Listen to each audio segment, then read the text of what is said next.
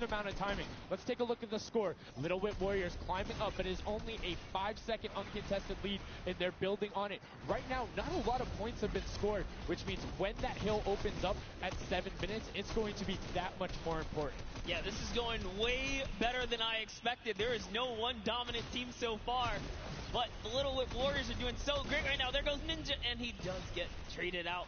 Raven's Revenge kind of takes it back over. Will Go Taga's squad manage to hold it down for long enough to get their, points in. Don't forget, he has to clear out the point. If there's someone on it, you're not going to get anything.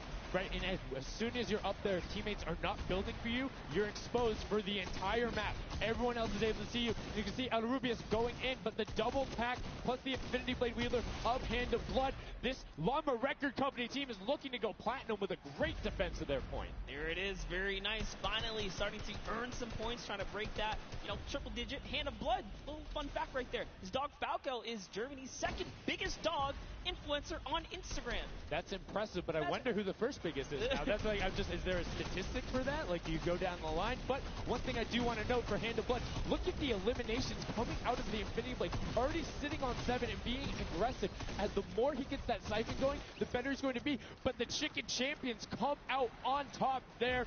No tender defenders are going left.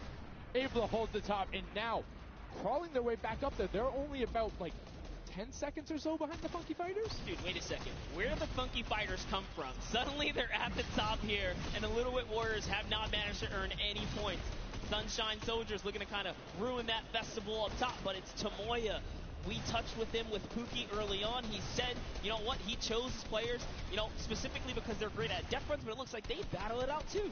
They're doing a very good job of making sure they go at the same time. You can see Tomoya here being patient, doing everything he can to try and find an outlet, but he doesn't want to commit before his teammates are there. He's waiting for Kutu. There they are. Kutu coming up with him as well. And the fight is on, but we switch back over to Scissors just chopping it down. But the fish fam is a sushi there as the retake happens. That is actually crazy. Watch him kind of wait there, prepare the ambush. His team comes up and they collapse on the point. And bye-bye fish fam. And notice they had enough mats to completely encircle the top, but the Infinity Blade will be able to come right out. So instead, Tomoya jumps straight up to just stall out a couple every seconds, because every second matters. As you see Kutu also on 8 elims right now. The sword players putting in work. We have a bit of a tie up top. Funky Fighters and Fish Fam. Llama Record so close as well. This is a close one for the run in the top 5 so far. And I like seeing the Funky Fighters using impulses out of spawn. You get 9 of them, so it's great to throw them off to knock other people off the point, but use 3 to get a little faster. These guys are all very experienced in terms of navigating basically every part of creative and battle royale, so they can use those little quick impulses to get themselves more efficient. As you see Zan go down, Suzu go down, Scissors go down right there as Lachlan is just cutting them apart. But Tomoya, again, the Funky Fighters come out on top with the Infinity Blades at least, so no points going over right now to the Cuddle Crew. Oh no, the Cuddle Crew does not have the Infinity Blade wielder here, so Clitex has to kind of hold it down for now and wait until the leader, the team captain, can get up to the top. If Lachlan gets there in time, he might be able to, but nope, they kind of lose their point of interest, unfortunately.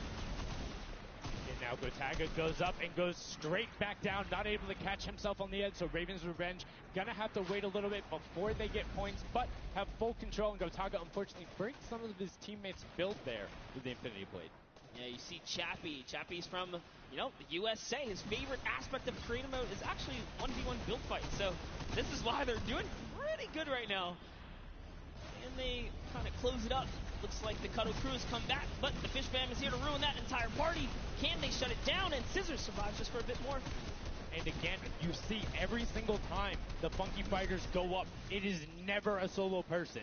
It is always 2, most of the time 3. They get control and then they immediately box up. But while we've been talking about them, let's check in back with the scoring as we're now right around the 3rd mark and a minute out from that 12 point per second circle. And Ninja's team, the Little Whip Warriors, are Little Whipping all over as Tomoya goes up, comes back down, and the Shing Shing was not enough.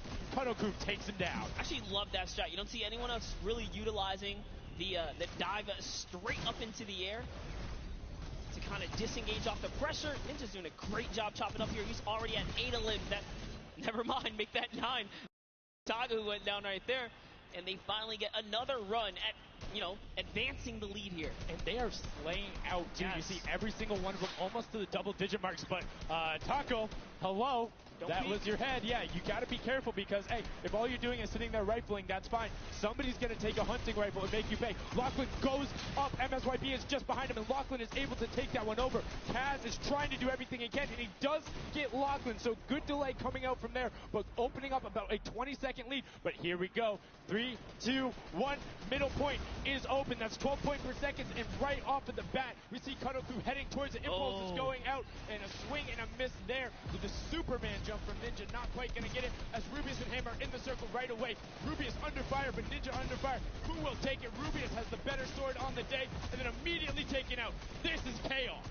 Whoever's the last one here is probably going to be the most successful.